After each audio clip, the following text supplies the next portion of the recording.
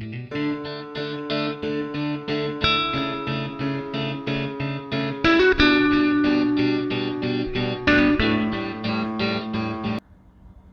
guys, welcome back to my YouTube channel Maths with Krish. Today I'm here with the unit called complex numbers, and I have taken a couple of questions regarding complex numbers. Those who have viewed my introduction to complex numbers, you can solve the following questions. So these questions are based on some basic questions, and this is referred by the book called Red Spot. So those who want to check out the book, I will be mentioning it in my description box, so you can check out and you can have the use of the book, because they have lots of questions regarding lots of unit in the mathematical parts. So I hope that book will be very useful. So those who are new to these questions, I know it's very simple questions, so go through it. You can pause the video, I'll push it so you can get the maximum, so you can pause it and read the question. So this is the first question that I'm going to explain. So find the roots of the equation dash, giving you answers in the form of x plus iy, where x and y are real numbers. If they have not given in this question, you have to mention this particular part in your answer script. Obtain the modulus and the argument of each root. Show that each root also satisfy the equation z cube equals to -1. So let's go to the video. So this is the first question that I'm going to discuss. So to find the roots of the following equation, I'm going to apply quadratic formula. So basically, you know the quadratic formula equation.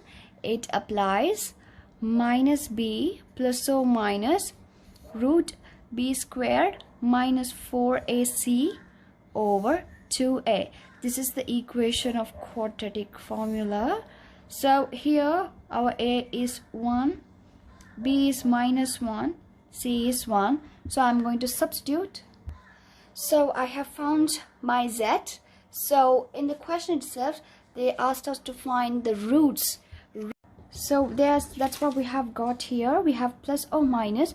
So I'm going to consider the plus first and the minus here. So 1 plus root -3/2. So when I simplify it, I'll be getting as, this is going to be my z.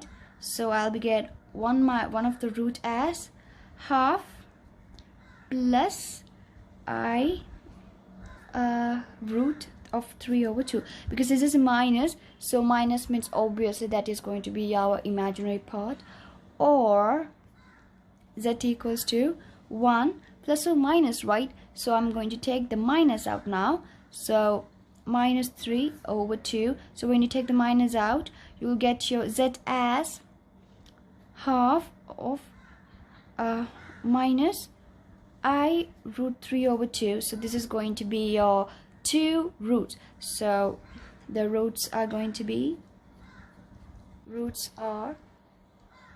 half plus I root 3/2, or half minus I root 3/2. There we go. Secondly, they want us to find the modulus and the argument. So for the first root, this is my first root.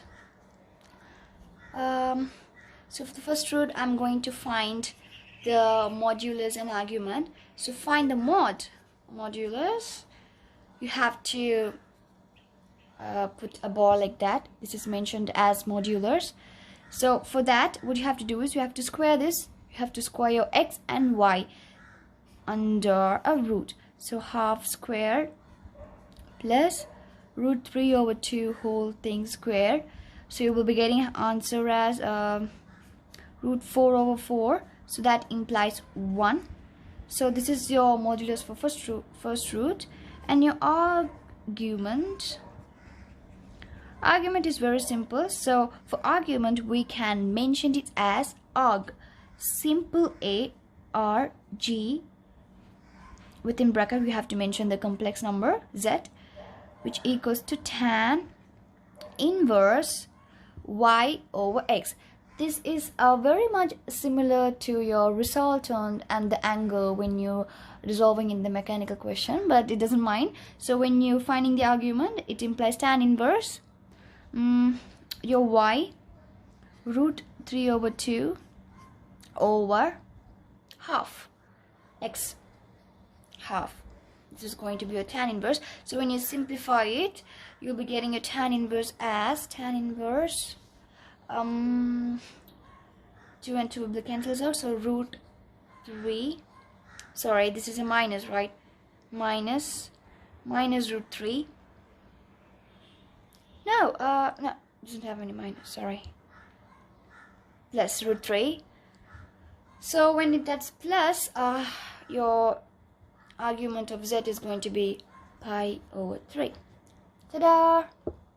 Okay, so for the second root, I am going to do the same method for my second root too. So second root, z equals half minus I root 3 over 2. So when you're gonna find the mod, you have to square the x square plus your y square under whole thing root, and you'll be getting the answer as same 1. And when you have the argument,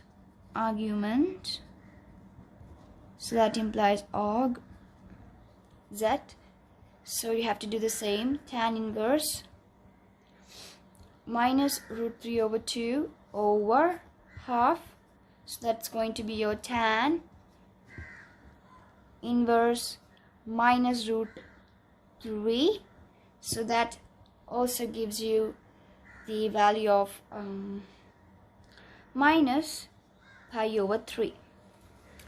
Alright, next question, show that each roots also satisfy the equation z cube equals minus 1. So as the third question, z cubes equals to minus 1, so I'm going to take this minus 1 here, so z cube plus 1 equals 0. Alright, now I'm going to apply the cube here. Also I'm going to apply the cube, no change, because 1 cube is always 1, no change in that. So you can have a note here, a cube plus b cube simply denotes a plus b, a squared minus ab plus b squared, simple mathematical theorem. So I'm going to apply that here. So I'll be getting it as z plus 1 z squared minus z plus 1 equals 0. So since z squared minus z plus 1 is a factor of z cube minus 1 or equals to minus 1, so we can say therefore the roots obtained in part 1, I mean the roots that we have obtained in this following particular question, are also the roots of the equation z cube minus 1. So we have proved that in this particular part. Alright, let's move for our second question. Alright, this is the second question. You can pause the video and go through the question. So as the first question itself, they have given the complex number u as a division part. So they want us to express u in the form of x plus iy, where x and y are real. And as the second question, they want us to find the modulus and the argument of u. So this is kind of different question. So to deal this question, I'm going to use a following method. This is kind of important when you deal your division part questions. So your u is given as 3 plus I over 2 minus I. So as your first question, it said they have given to express u in the form of So what you're going to do is you are going to So you are going to multiply your denominator, but there's one more thing that you have to keep in your head. This is minus, but when you're going to multiply that, it should be 2 plus I.